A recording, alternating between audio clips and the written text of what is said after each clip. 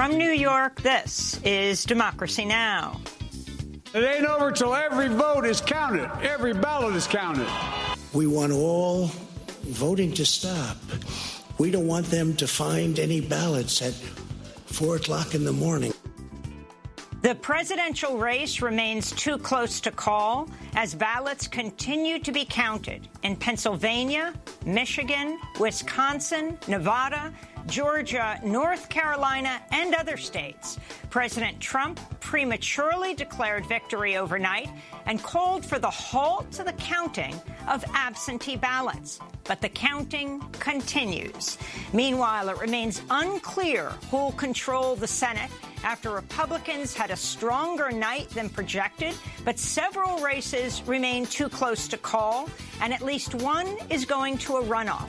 We'll speak with Ben Jealous, head of People for the American Way, former Bernie Sanders spokesperson Brianna Joy Gray, the nation's John Nichols in Wisconsin, and immigrants' rights activist Erica Andiola in Arizona.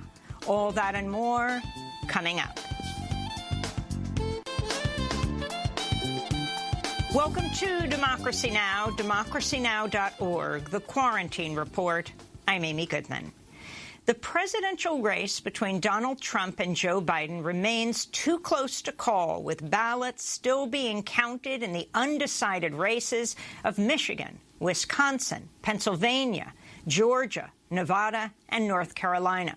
Early this morning, Biden spoke in Wilmington, Delaware, and called for patience as votes are being counted. I'm here to tell you tonight, we believe we're on track to win this election.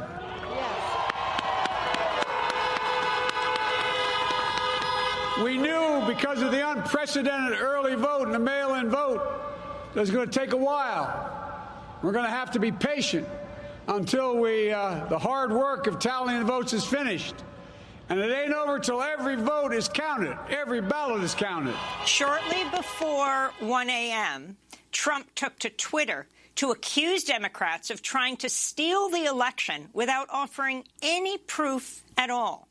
Then, just after 2:20 a.m. Eastern, Trump addressed the nation from the White House. This is a major fraud in our nation. We want the law to be used in a proper manner. So we'll be going to the U.S. Supreme Court. We want all voting to stop.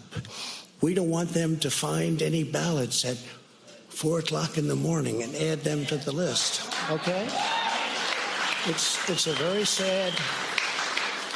sad moment. To me, this is a very sad moment, and we will win this. And as far as I'm concerned, we already have won it. So I just want Despite the president's charge, no evidence of fraud has emerged in any state. Historically, no state reports final election results on election night. Election authorities in Pennsylvania, Wisconsin, and Michigan have repeatedly warned prior to Election Day that it could take days to count the record number of early votes. Across the country, over 101 million people cast early votes, either in person or by mail, shattering every previous record. At the time of this broadcast, Biden is leading in Wisconsin by just over 20,000 votes, with an estimated 97% of votes reported. Biden also maintains a slim lead of about 8,000 votes in Nevada. Nevada's election division announced no more results will be given until 11 a.m. Eastern on Thursday. Trump's leading in Pennsylvania by more than 600,000 votes, but the race remains too close to call. Election officials in Philadelphia are expected to report results from early voting at 9 a.m. In Michigan, Trump is leading narrowly by about 26,000 votes, but the heavily Democratic city of Detroit is expected to take until Wednesday night to complete its count of absentee ballots, and there are many other counties that have many ballots to be counted in Michigan. Trump is also leading in Georgia and North Carolina. The Associated Press and Fox have projected Joe Biden to be the winner in Arizona, but other networks say the race is still too close to call. In the popular vote, Biden has a commanding lead of over 2.2 million votes, and the figure is expected to keep growing as more ballots are counted.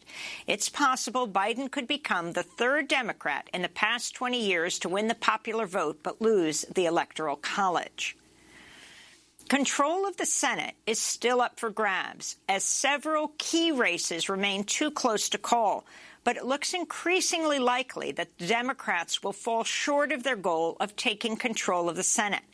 Democrats picked up 2 seats on Tuesday night, one in Colorado, where former Governor John Hickenlooper defeated Republican Senator Cory Gardner, and one in Arizona, where Democrat Mark Kelly has unseated Republican Senator Martha McSally. In Alabama, Trump-backed Republican Tommy Tuberville, the former head coach of the Auburn football team, has defeated incumbent Democratic Senator Doug Jones. Georgia voters cast ballots in 2 Senate races. Democrat Reverend Raphael Warnock will head to a runoff special election in January against Republican Senator Kelly Loeffler. In Georgia's other Senate race, incumbent Republican David Perdue is leading Democratic challenger Jon Ossoff. Several Senate races remain too close to call. In Maine, Republican Senator Susan Collins is leading in her bid for re-election. It's Maine's first election since the state instituted ranked choice voting. In North Carolina, Republican Tom Tillis is leading over Democratic challenger Cal Cunningham. Republicans won many of the most high-profile races. In Kentucky, Senate Majority Leader Mitch McConnell easily defeated Democratic challenger Amy McGrath. In Iowa, Republican Senator Joni Ernst has survived a strong challenge by Teresa Greenfield. Mississippi's Republican Senator Cindy Hyde-Smith has defeated Democrat Mike Espy, who served as the first African-American U.S. Agriculture Secretary under Bill Clinton. And in South Carolina, Republican Senator Lindsey Graham defeated Democrat Jamie Harrison in the most expensive Senate race in U.S. history. Graham spoke after winning re-election. All the pollsters out there, you have no idea what you're doing. And to all the liberals in California and New York, you wasted a lot of money. This is the worst return on investment in the history of American politics.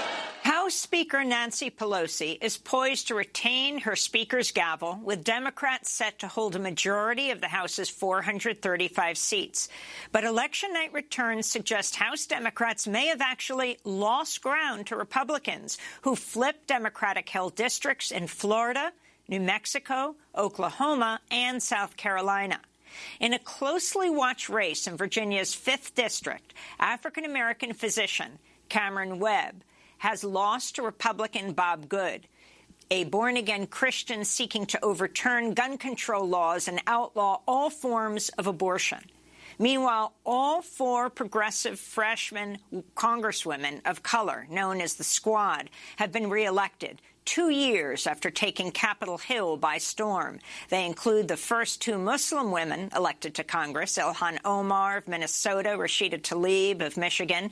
Also holding their seats, Ayanna Pressley of Massachusetts and Alexandria Ocasio-Cortez of New York, co-sponsor of the Green New Deal. In New York's 16th congressional district, Jamal Bowman has defeated Republican challenger Patrick McManus.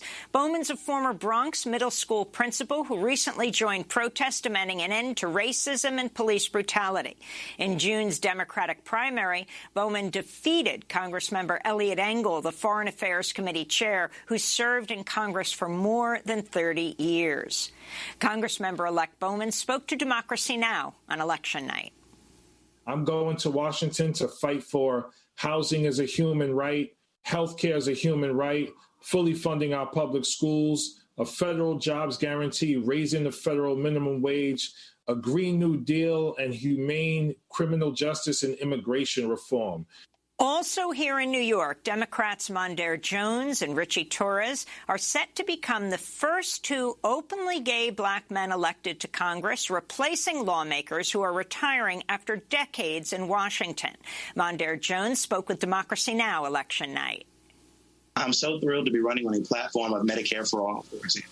the only healthcare proposal that would literally ensure everyone in the richest nation of the world has healthcare in the midst of a global pandemic, where people have been losing their health insurance as they have lost their jobs.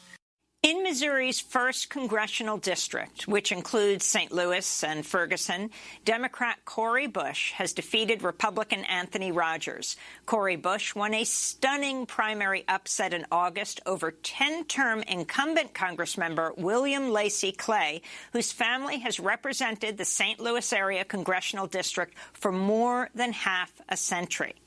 Cori Bush is a single mother and a nurse. She was formerly homeless and was a leader in the 2014 Ferguson uprising over the police killing of 18-year-old Michael Brown. In Georgia, Marjorie Taylor Greene has won the 14th congressional district. Her opponent, Democrat Kevin Van Osdol, withdrew from the race in September for personal reasons. Greene ran on a pro-gun, anti-immigrant, anti-choice platform and has embraced the QAnon conspiracy theory, which claims President Trump is secretly at war with a deep state cabal of Satan-worshipping elites who run a child sex trafficking operation. In Puerto Rico's gubernatorial race, Pedro Pierluisi has a thin lead over Carlos Delgado. The candidates are separated by less than 10,000 votes. Pierluisi is a member of the New Progressive Party, which supports statehood for Puerto Rico. Delgado of the Popular Party wants to keep Puerto Rico's status as a U.S. colony. Pierluisi briefly served as governor in 2019 after Governor Ricardo Rosselló was forced to resign amidst mass protests. Puerto Ricans also took to the polls to decide on a referendum that would determine if the island could be granted statehood. The New York Times reports support for the referendum led with about 52% of the votes. However, Congress would have to approve of any changes to Puerto Rico's political status. In other election news, the U.S. Postal Service Tuesday refused to comply with a federal court order to sweep mail processing centers and deliver mail-in ballots that may have been unaccounted for. The order came after USPS announced over 300,000 mail-in ballots nationwide could not be traced for delivery. The U.S. Postal Service had until 3:30 p.m. Eastern to conduct the checks and make sure all ballots could be delivered before polls closed. Instead, USPS said it would maintain its own inspection schedule. The order affected facilities in 12 postal districts across 15 states, including battleground states like Arizona and Pennsylvania, where mail-in ballots must be delivered by the end of Election Day in order to be counted. Postmaster General Louis DeJoy is a Trump megadonor who has come under fire for recent changes at the Postal Service that have caused widespread delays and sparked major concerns over mail-in ballots. In related news, the New York Times reports mail-in ballots cast by Black and Latinx voters are being rejected at higher rates than white voters, including in the battleground states of Georgia and Florida. Meanwhile, a network of activists calling itself the Protect the Results Coalition plans to mobilize in over 500 locations across the U.S. today against President Trump's false declaration of victory. The United States confirmed more than 92,000 new coronavirus infections on Election Day, one of the highest one-day tolls for any country during the pandemic. Over 1,100 COVID-19 deaths were reported across the U.S. on Election Day as hospitalizations reached their highest level since mid-August. Former Food and Drug Administration Commissioner Dr. Scott Gottlieb warns the U.S. should expect to see over 1,000 daily deaths from COVID-19 for a sustained period of time. Hurricane Eta has brought catastrophic damage to the Atlantic coast of Nicaragua and Honduras, with heavy rain and winds triggering inland flooding and landslides. The hurricane is the 28th named storm of 2020's record-breaking Atlantic hurricane season and one of the strongest storms to hit Central America since Hurricane Mitch killed thousands of people 2 decades ago. In California, ride-hailing app makers led by Uber and Lyft have succeeded in their $200 million campaign to prevent gig economy workers from becoming employees eligible for benefits and job protections. Proposition 22's passage by California voters is a stinging defeat for organized labor. The ballot measures were opposed by Human Rights Watch, which produced this video urging a no vote. Gig companies classify workers as independent contractors instead of employees. That allows them to circumvent federal and state labor protections since independent contractors don't get minimum wage protections, guaranteed sick pay, or the ability to join a union. The gig companies also don't pay into Social Security or Medicare on behalf of the workers they classify as independent contractors. Oklahoma voters have rejected a ballot measure which would have ended the use of repeat sentence penalties for nonviolent crimes. The measure would have freed thousands of prisoners, a disproportionate number of them people of color. In Nebraska, voters have overwhelmingly approved a ballot measure capping payday loans at a 36% annual interest rate. Florida voters have approved a ballot measure to raise the minimum wage to $15 an hour by 2026. Mississippi voters have approved a new state flag with a magnolia flower replacing the Confederate battle flag emblem that had flown over the Mississippi state capitol since 1894. In Arizona and New Jersey, voters have approved ballot measures legalizing the possession and use of recreational marijuana for adults aged 21 and up. And in Oregon, Measure 110 has passed, making Oregon the first state to decriminalize low-level drug possession while legalizing the recreational use of psychedelic mushrooms. Oregon will use the savings from reduced prison time to fund crime prevention and addiction treatment programs. And those are some of the headlines. This is Democracy Now!, democracynow.org, the Quarantine Report.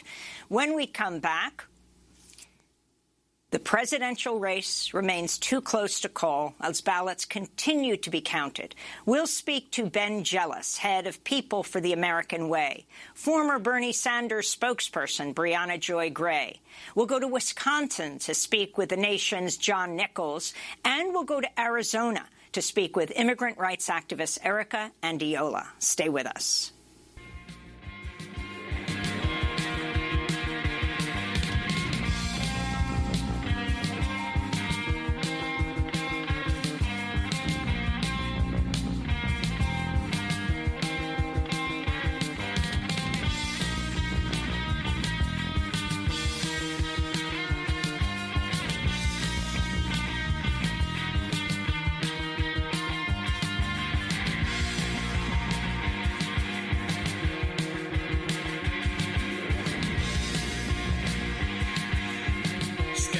Moving faster now, it's getting out of hand.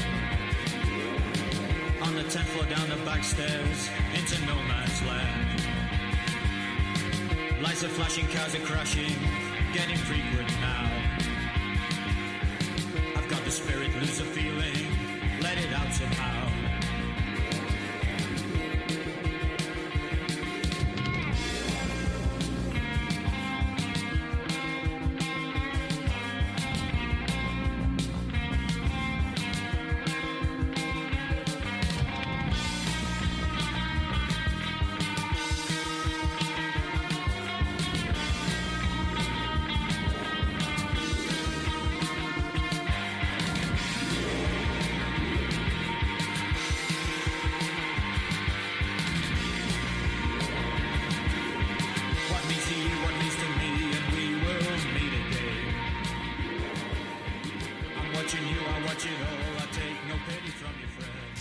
Disorder by Joy Division. This is Democracy Now!, democracynow.org, the Quarantine Report.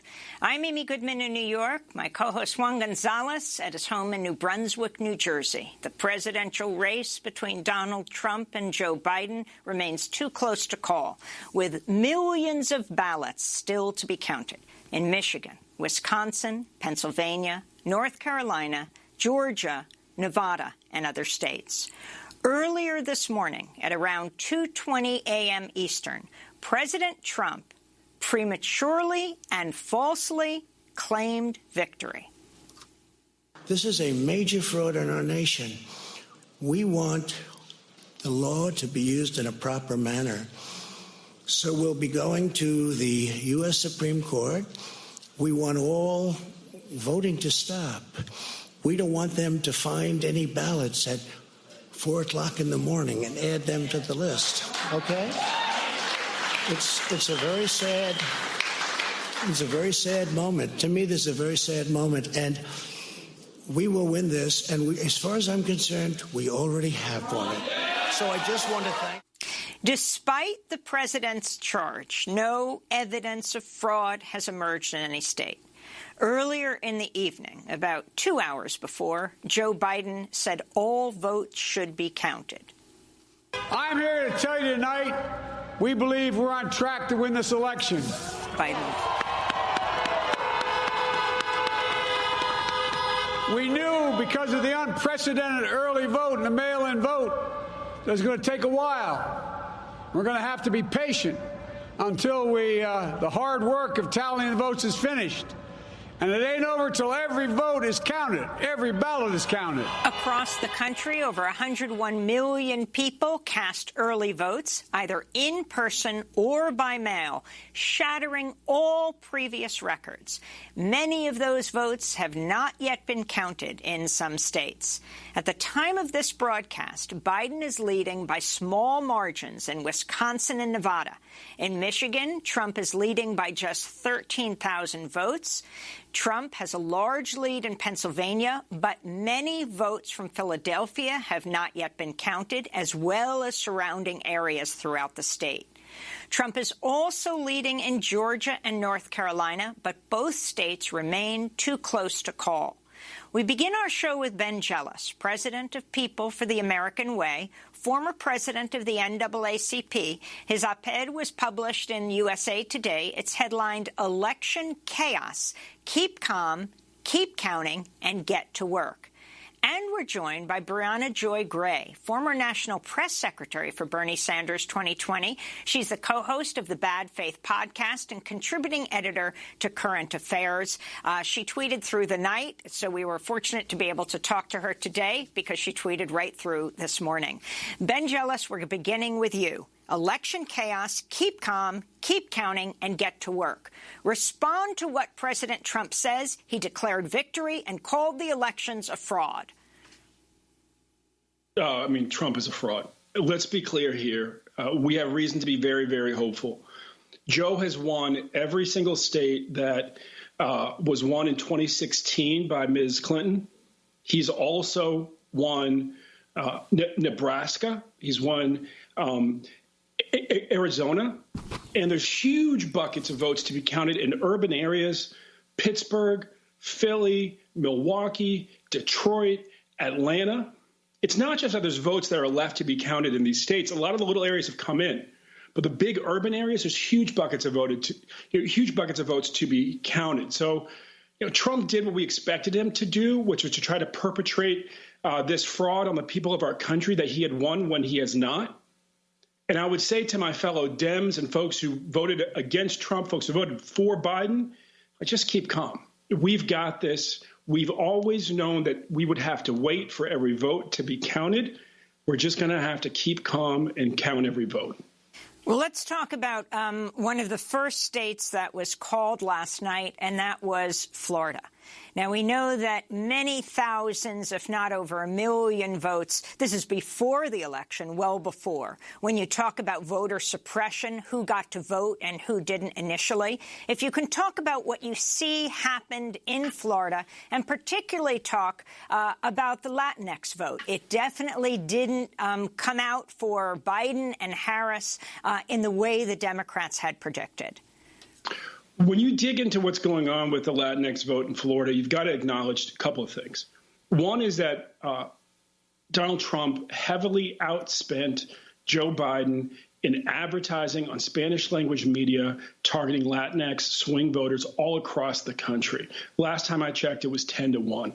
People for one of the things that we tried to do was to make up for that gap. And we found ourselves scrambling, trying to get dollars for instance, even statewide radio in Florida. So there was just a failure over the summer to really court Latinx voters, especially those who speak Spanish as their main language. The second problem was, frankly, one of relationship. If you talk to folks in the Venezuelan community, which is critical to winning South Florida, where Joe did not perform as well as he did throughout the state, it's kind of insane because Trump and Pence, from a policy perspective, have great antipathy for what that community wants. And yet the leaders will say, but we know them. Pence made dozens of trips down here. Democrats just made a few at that point. And so, you've got to kind of give it to Trump that from a marketing perspective, they've done a very good job of marketing themselves to Latinx voters in Southern Florida, despite the fact that they have Latinx children in cages on the border. And quite frankly, their policy interests are not in line, even with folks like in the Venezuelan community, whose leaders were very supportive of them because they felt like they had a relationship. I wanted to bring Brianna Joy Gray into this conversation, again, former National Press Secretary for Bernie Sanders. Talk about your response as you saw the way things were unfolding, what you predicted, what you're seeing now. In a moment, we're going to be speaking with Erica Andiola in Arizona. It may well be this Republican state was flipped. Fascinatingly, it was Fox that first called it to the ire of President Trump. CNN has yet to call it. But you have Arizona that looks like it has been won by Biden, but you have the very close races in Georgia, in North Carolina, in Michigan, in Florida, in Pennsylvania. I mean, could you imagine what would happen if there wasn't a pandemic? Yeah, the tragedy of this election, regardless of what the outcome ends up being, is that it was ever this close at all. For months, for years, Democrats have accurately described Trump as a pox on the country, as someone who has undermined every norm, who has caused a great deal of hardship on specifically historically marginalized communities, and someone who has done little at all to stem off the worst effects of this global health pandemic from a health perspective and from an economic perspective. And yet here we are. And I think when you start to dig a little deeper, you see what's going on. This was an election in which the Democratic Party was very clear to put neoliberalism on the ballot. Donald Trump, Joe Biden was a candidate who bragged to his donors that nothing would fundamentally change. He ran clearly feeling with the plan to marginalize the left and to be very clear about the fact that he didn't feel like he needed to reach out and do that kind of outreach. And specifically, he failed in the ways that Bernie Sanders really excelled when it came to Latino voters. And what you saw in Florida is not just that they were outspent, but that Donald Trump was up on the airwaves with Spanish language ads a full month before Joe Biden got into the state. Choices were made about when to invest and to what degree. And those choices ignored, perhaps fatally ignored, the extent to which the Latino vote is not guaranteed and it has to absolutely be earned by building a relationship of trust over time. And when you look at Nevada, one of the reasons why Joe Biden has done much better in terms of the Latino vote there is because he got there earlier and spent more money in the state. And also, there's some reporting out of The Intercept that he was helped there by the fact that marijuana legalization was on the ballot, and that might have turned out more voters. So we're seeing some arguable correlation between pushing progressive policies and, of course, investing in communities in states going toward Democrats. And I think that we need to really think critically about how successful this nothing will fundamentally change message ultimately will be for the Democratic Party in the long run. Ben Jealous, your response. Well, I think all of that was spot on. Our party has to, frankly, learn from the Trump campaign as far as we have to market to every single voter. The way that they went after, young black men, just trying to pull off 3-4%. We should have gone after with the intention of getting 95%. The way that they went after the Latinx community trying to get to 40%, we should have gone after trying to get to 80%. We've got to stop taking this kind of machine boss approach where you're just asking, are you winning a particular community? And you've got to start seeing the people of this country as individuals, and you have to fight for every single one of their votes. And so I do believe that we're going to win. It should not be this close. Right now, we just got to keep calm, count every vote, push hard, and we have to push against the disinformation that is coming straight out of the White House in the mouth of the President of the United States, who took to the television at 2 a.m. to lie to the American people. And, Brianna, your response to what Trump said, I mean, secretaries of state, both Republican and Democrat, have repeatedly warned, they're the ones in charge of state elections, have repeatedly warned that they have to be able to have time to vote, to count that vote. And yet President Trump, while he wants every vote counted in Arizona, right, because right now Biden is ahead. Fox called it. CNN didn't call it. Mark Kelly, the Democrat, has beaten the sitting senator, Martha McSally, in a special election. She had that's in Arizona. He wants every vote counted there. But in Pennsylvania, where he has repeatedly gone after absentee ballots, calling them fraudulent, he wants the voting stopped. And interestingly, he said, and this is going to go to the Supreme Court. Like, forget the other courts that lead up to the Supreme Court. He's taking this, his suggestion was, to his court. Yeah, I mean, look, this was the game plan that a lot of very sensible folks warned about, right? Bernie Sanders predicted this almost word for word on the late night show earlier this week, right? And that's part of why it's so frustrating that this race was close to begin with, because as I also predicted on Bad Faith Podcast, I said if this is a landslide, Biden clearly wins and can declare victory and can claim victory, on Tuesday or Wednesday morning, then we're in good shape. But if there's any ambiguity here, we're at real risk that Donald Trump will try to railroad through a result of his liking. Because the reality is, and I think that Trump and the Republicans recognize, that they are a lot better at these kind of strategic fights. It's not that they're fair. It's not that they're legal. But Republicans are willing to scrape and fight for every advantage in a way that, as we just saw in the Amy Coney Barrett debacle, Democrats simply are not. And in a situation like this, where there is an ability to create ambiguity, even if there isn't, in fact, ambiguity, it's hard for me to imagine the steps that Democrats will take to prevent this from, going to a favorable court for Donald Trump, and for this being a redux of the year 2000 and the 2000 election, after which I would like to point out electoral forms were not put into place.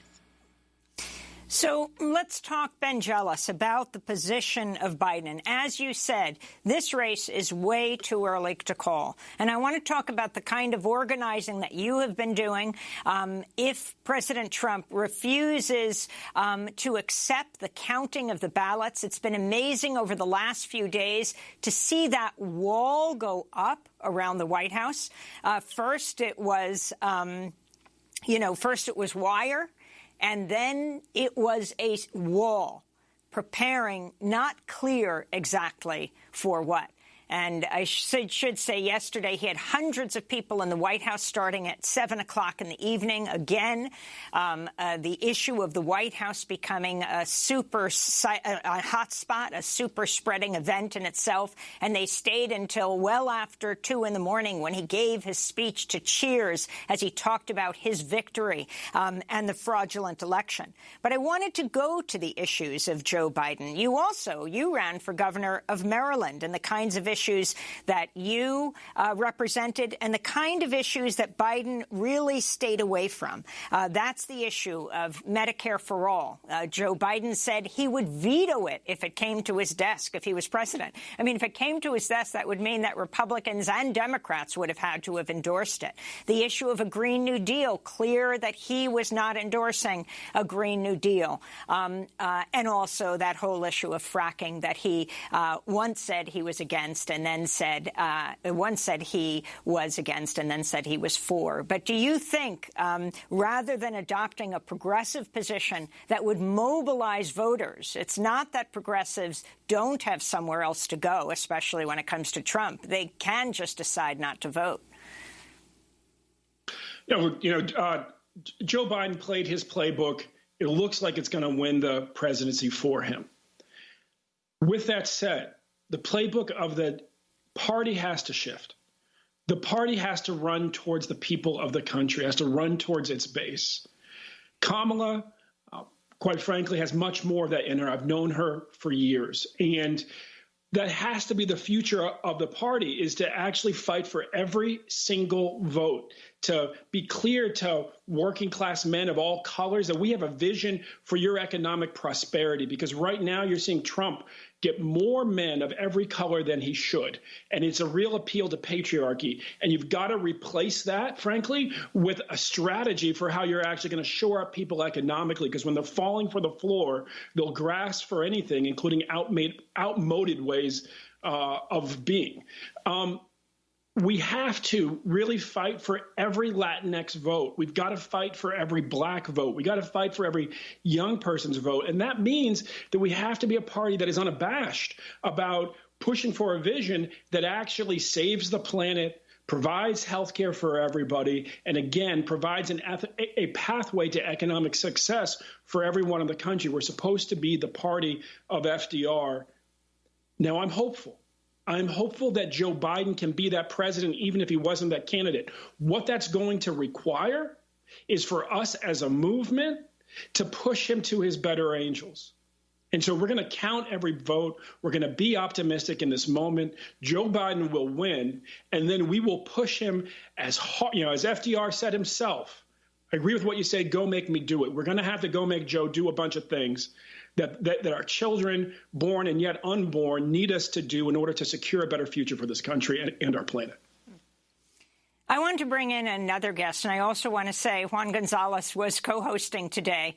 But because we are living in these pandemic times, we are socially distanced, and he's having a problem with his computer. Okay.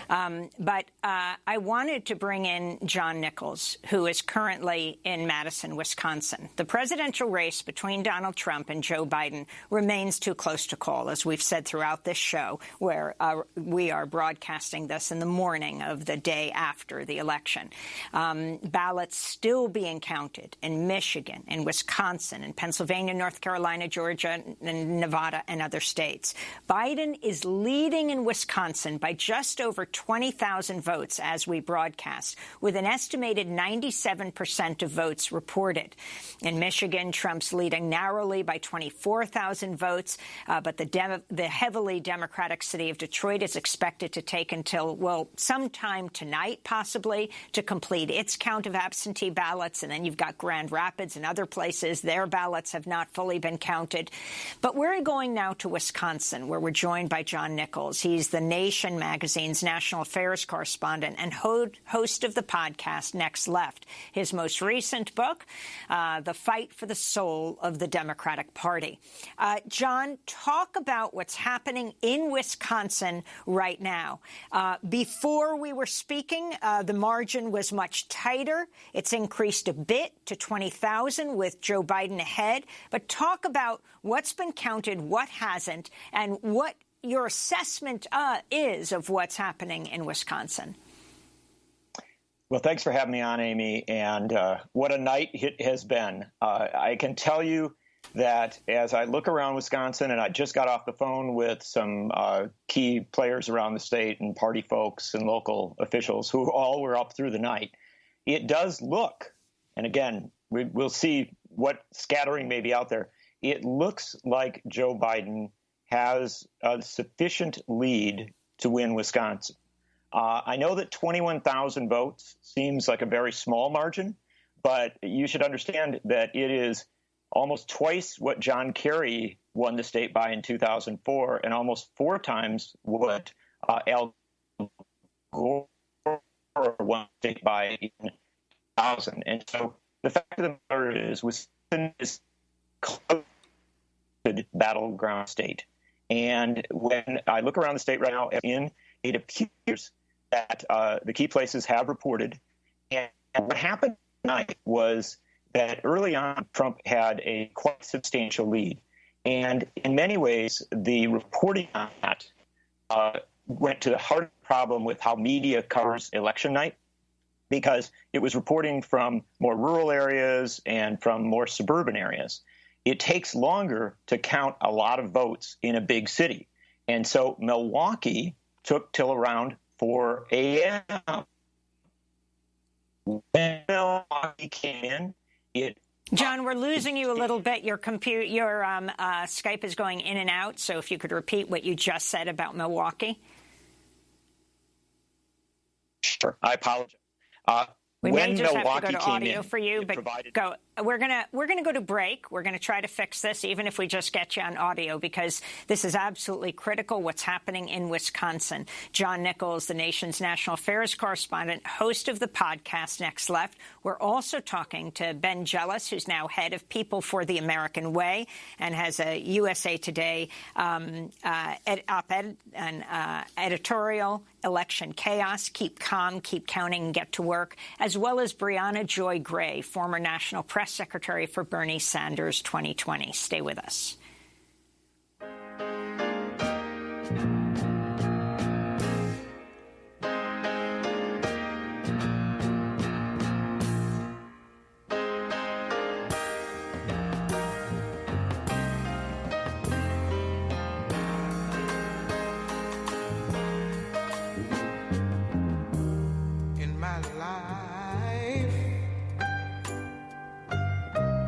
I've known lots of sorrow. In my time, I've suffered great pain. My poor heart is often been mended, but only to be broken.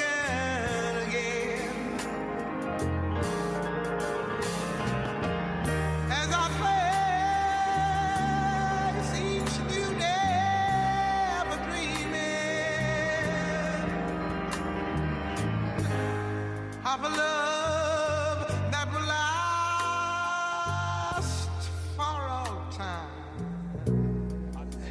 Yes, and I wonder, as I often wonder, how long will I wander this time?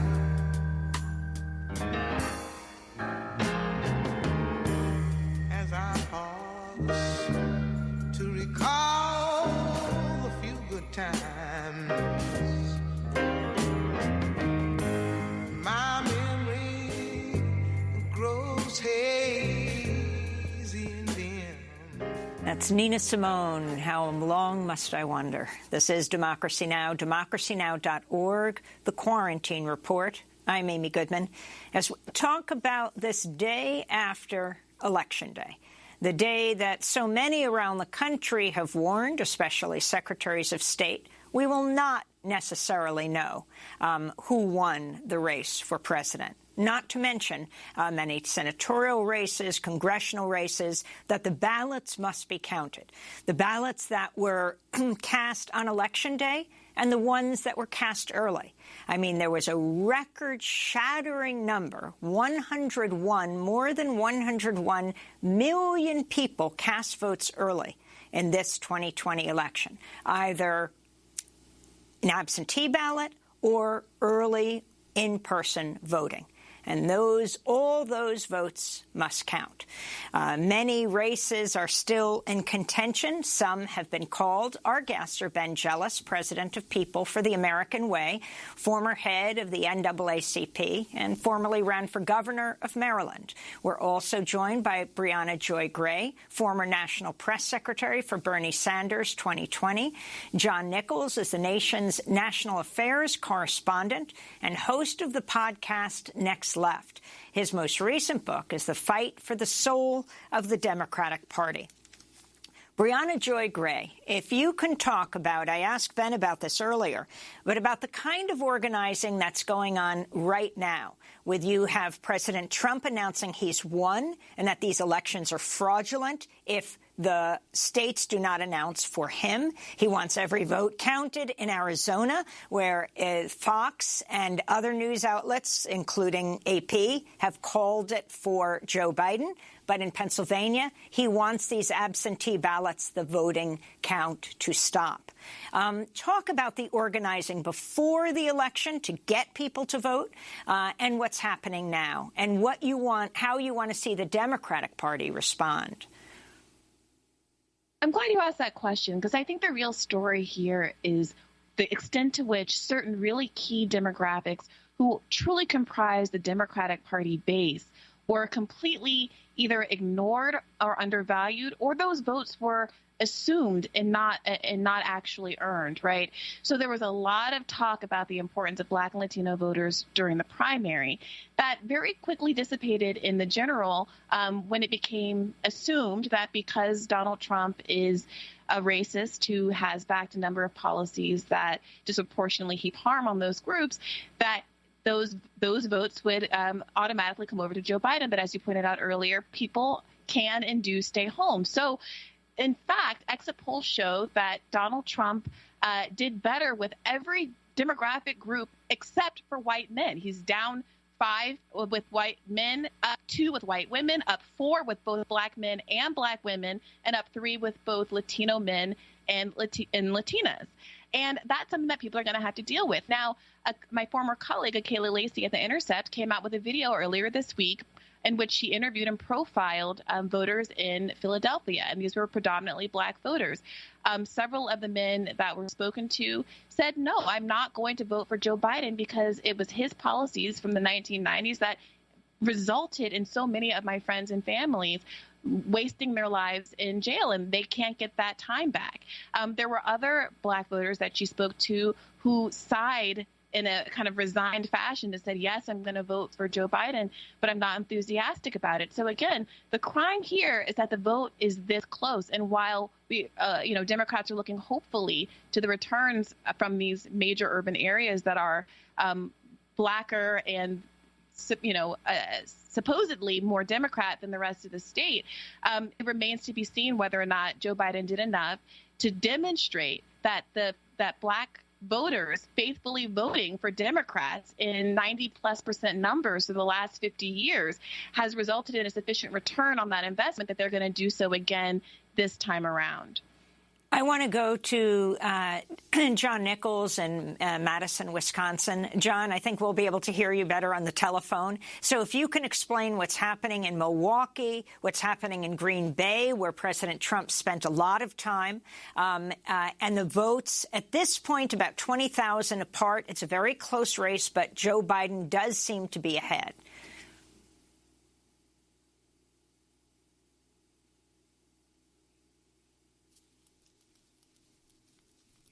Looks like a very, very narrow margin, but it's important to understand that Donald Trump only won the state by around 22,000 votes 4 years ago.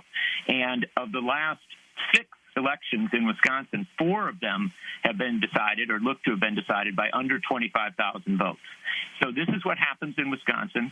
And the fact of the matter is a lot of our media covered Wisconsin last night terribly because they were looking at those early results and really underestimating what was still out and where it was still out. You have to wait for the ballots to be counted. When the ballots were counted in Milwaukee, and that count finished around 4 a.m., they brought in a better part of 150,000 additional votes for Joe Biden. That closed the gap dramatically, and then that actually put Biden a little bit ahead. When Green Bay came in closer to 5 a.m., that put Biden up by roughly 11,000 votes. And amazingly enough, Kenosha, the city of Kenosha, where Donald Trump did his last campaign stop on the eve of the election, clearly intending to exploit the story of what had happened in Kenosha in August with the shooting 7 times in the back by a police officer of Jacob Blake, and then a few days later, the shooting of 2 protesters by an armed white vigilante on the streets. Trump was trying to exploit that, but in the end, Kenosha produced another almost 10,000 votes for Joe Biden. What we're looking at right now is a circumstance where Biden has a lead. The vote appears to be overwhelmingly in. It doesn't look like there's anything substantial out. And Wisconsin has never had a recount where you overturned 20,000 votes. That's never happened. And so when I spoke this morning to the chairman of the Democratic Party in Wisconsin, Ben Wickler, he was feeling actually very confident. And if I can add one final thing here, coming off what my friends have just said moments ago, this gets to the heart of the matter. At about 4 o'clock yesterday afternoon, folks and activists got the word that their Milwaukee vote was not sufficient, or it didn't look that the turnout was sufficient, and a massive final push was put on in the last 4 hours using social media and everything they had. All this focus went on Milwaukee, and the truth of the matter is that they very possibly, activists and some Democratic Party folks, really put Biden over the top in literally the last hours. So I want to say that as we're broadcasting this, in Michigan, 64% of the vote has been counted in Wayne County, which it's the largest county in Michigan and includes Detroit. It's a very close race there, gone down from President Trump being hundreds of thousands of votes ahead to now thousands of votes ahead. He has 49.4% of the vote to Biden's 48.9%. Georgia, 8% of the vote remains to be counted overall in Michigan. 14% of the vote remains to be counted. In Pennsylvania, 25%, a quarter of the vote remains to be counted. Brianna, I wanted to ask you about media coverage of how serious of what they value and what they don't, especially in the corporate media, raising issues of concern like the Latinx population and the African-American population not responding as much to Biden's message. Yeah, well, the corporate media lied to Americans about what electability entailed. And principally, they did that in the primary by pretending as though the 13% of voters in South Carolina that participated in the primary were a good bellwether for how various groups of people of color across the country would vote, particularly in those states that are actually game changers in an election, unlike South Carolina. So the fact that Bernie Sanders was consistently winning 70% of the Latino vote was erased, and the Bernie bro mythology persisted from the beginning. In Iowa, it has a small non-white population. It's 10%, but Bernie Sanders dominated there because the campaign invested early and thought it was important to station campaign workers outside of meatpacking plants who spoke Amharic, who could communicate to the various communities that were living there. Despite all of the coverage and back and forth about the culinary workers and the so-called abuse that they were receiving from Bernie supporters, they broke with leadership, and those predominantly Latino workers supported Bernie Sanders overwhelmingly, and he won 70% of the vote in Nevada. And when that happened, you had media figures like Soledad O'Brien saying, well, I'll wait and see what happens when non-white states vote, right? When diverse states vote, completely erasing any voters of color that weren't black. And now we're seeing what's happening. One other aspect of this was the narrative about Florida and how Bernie Sanders couldn't possibly win there because of the socialism smear and how that was going to affect more conservative Latino communities. Well, look what's happened. That smear was still applied and appears to have stuck to some degree to Joe Biden. But what you don't have is the positive ability to run on incredibly popular programs like Medicare for All and student debt cancellation and a more progressive immigration platform than Joe Biden had. And so it looks as though Joe Biden's strategy to get this, defector Republican did not work. There weren't enough of these moderate Republicans to go after. And who knows how many genuine progressives or working class people who simply needed material uplift that could have been delivered by these progressive policies. Who knows how many of them could have come over to our side. And one last point, if you look at the fact that Florida passed a $15 minimum wage raise, but didn't vote for Joe Biden. You see there the gap between the politician and the policy and what might have been able to be achieved if Joe Biden had, in fact, allowed himself to be pushed left in a way that he wasn't. Even in the midst of the biggest protest in American history, he didn't budge. So the work of activists is really made for them. I want to read a statement from Biden campaign manager Jen O'Malley Dillon, who said the president's statement tonight about trying to shut down the counting of duly cast ballots was outrageous, unprecedented, and incorrect. Having encouraged Republican efforts in multiple states to prevent the legal counting of these ballots before Election Day, now Donald Trump is saying these ballots can't be counted after Election Day either. That's a statement from Biden campaign manager Jen O'Malley Dillon. Ben Jealous, finally, where you see what's happening going today. Again, the headline of your op-ed in USA Today, election chaos, keep calm, keep counting, get to work. And you know what happened in 2000. You know when the recounting was happening in the Bush v. Gore presidential race in Florida. A group of Republican operatives posing as grassroots activists, but many of them coming from Washington, stormed the area where the recount was happening and stopped it. And that ultimately threw it into the Supreme Court, which made the decision. And we know that certainly Donald Trump knows that route and said very ominously last night, I will take this to the Supreme Court. Not saying he was going to take it up to the Supreme Court, but right to the Supreme Court. Yeah, look, what we're in the midst of right now is an epic battle between money and people. In our country, those are the two forces. You have folks who organize money and folks who organize people. Donald Trump has installed a far right-wing justice, his 6-1, pushed by organized money that is very keen on destroying the Affordable Care Act. On the other hand, Joe Biden has organized the American people. He has won the national popular vote. I think he's up more than 2 million at this point. And we've just got to keep calm because it looks like not only has he won the national popular vote, but he will win the electoral college vote too. What every American should be doing right now who's outraged by the president's attempt to steal this election and the special interests who are pushing him to do that and push through Amy Coney Barrett is to make sure that you're organized. The people can beat money every day, but you have to be organized. There will be protests across this country today in response to the president's outrageous comments last night. If you feel safe being at them, you should be at them. You should sign up with groups, whether it's People For or it's Move On or it's the NAACP or Color of Change. We've got to be organized in this moment. And then once we win, and I do believe we will win, we have to make sure that the national popular vote counts.